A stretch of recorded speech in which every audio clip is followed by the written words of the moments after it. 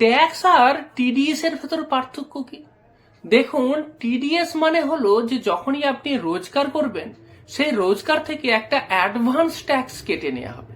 যেমন ধরুন, যদি আপনি মাইনে পান সেই মাইনে থেকে ট্যাক্স কেটে নেওয়া হতে পারে। এফডি করেছেন সেখান থেকে যদি ইন্টারেস্ট পান সেই ইন্টারেস্টটা যদি একটা লিমিট ছাড়িয়ে যায় সেখান থেকে ট্যাক্স কেটে নেবে।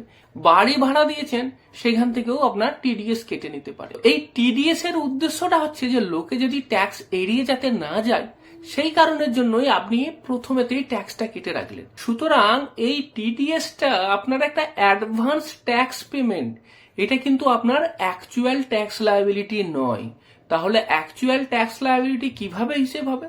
বছর শেষে যখন আপনি ইনকাম ট্যাক্স রিটার্ন সাবমিট করবেন সেই সময়তে আপনার স্যালারি থেকে কত ইনকাম হয়েছে, আপনার ইন্টারেস্ট ইনকাম কত হয়েছে, আদার সোর্স অফ ইনকাম কত হয়েছে, সেইগুলো আপনাকে সাবমিট করতে হবে এবং তখন ক্যালকুলেশন হয়ে বেরিয়ে আসবে যে আপনার অ্যাকচুয়াল ট্যাক্স লায়াবিলিটি কত হলো।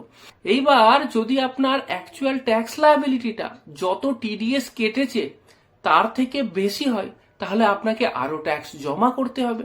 যদি আপনার অ্যাকচুয়াল ট্যাক্স লায়াবিলিটিটা যত টিডিএস কেটেছে তার থেকে কম হয় তাহলে আপনি ডিফারেন্সিয়াল অ্যামাউন্টটা বা যে এক্সেস ট্যাক্স টিডিএস হিসাবে কেটে নিয়েছে সেটা ফেরত পেয়ে যাবেন।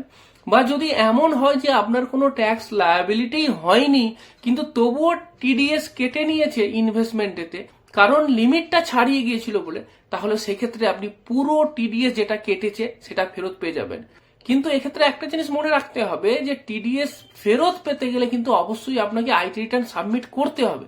যদি আপনি সাবমিট না করেন তাহলে কিন্তু ফেরত পাবেন না।